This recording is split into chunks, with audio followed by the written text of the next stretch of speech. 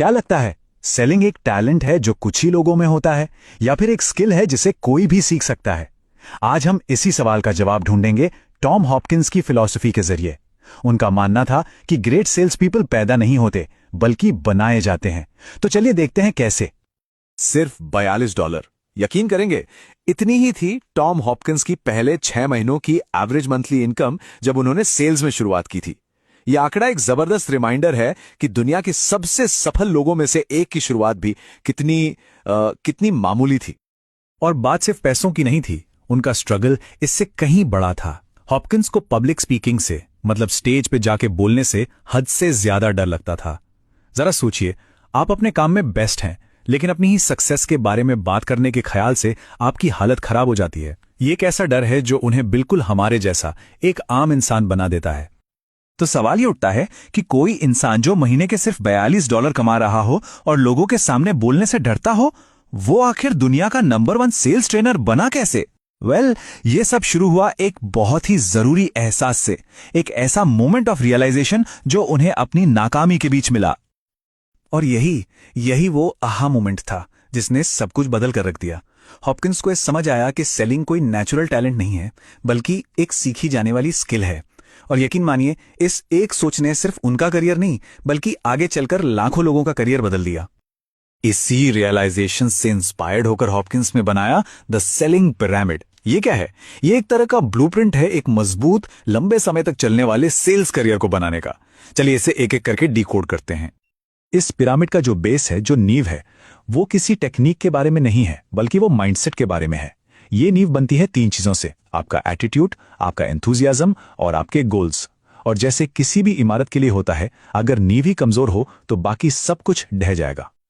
अब आते हैं पिरामिड की पहली साइड पर, और वो है प्रोडक्ट नॉलेज। और देखिए, इसका मतलब सिर्फ प्रोडक्ट फीचर्स रटना नहीं है, इसका असली मतलब है एक जेन्युइन एक्सपर्ट बनना। इस बात को गहराई से समझना कि आपका प्रोडक्ट या सर्विस असल में कस्टमर की प्रॉब्लम को कैसे सॉल्व करता है। और फिर आती है पिरामिड की दूसरी साइड, पीपल स्किल्स, लोगों के साथ डील करने का हुनर। यहीं पर सारी थ्योरी, सारी नॉलेज प्रैक्टिस में बदलती है। यहीं पर हम सीखते हैं कि क्लाइंट से कनेक्ट कैसे करना है, उन्हें सुनना कैसे है, और असल में उन्हें समझना कैसे है। तो ये रहा पूरा स्ट्रक्चर एक साथ। नीचे है माइंडसेट की मजबूत नींव, एक तरफ है प्रोडक्ट नॉलेज और दूसरी तरफ है पीपल स्किल्स। जब ये तीनों चीजें मिलती हैं तो एक ऐसी पावरफुल स्ट्रक्चर तैयार होती है जो बार बार सक्सेस दिला सकती है। ये सिर्फ कुछ प्रिंसिपल्स का कलेक्शन नहीं है, ये लिटरली सफलता का एक फॉर्मूला है। ठीक है, तो अब जब हमारी फाउंडेशन तैयार है, तो चलिए बात करते हैं लैंग्वेज की, यानी शब्दों की। हॉपकिंस का मानना था कि सही शब्द एक डील बना सकते हैं और गलत शब्द उसे बिगाड़ सकते हैं। चलिए देखते हैं ऐसा क्यों है। हम जो भी शब्द बोलते हैं, वो सुनने वाले के दिमाग में एक तस्वीर बनाता है, और अगर हमने गलत शब्द चुन लिए तो अनजाने में ही हम एक डर की तस्वीर बना सकते हैं, एक ऐसी तस्वीर जो पूरी कॉन्वर्सेशन को डिरेल कर सकती है।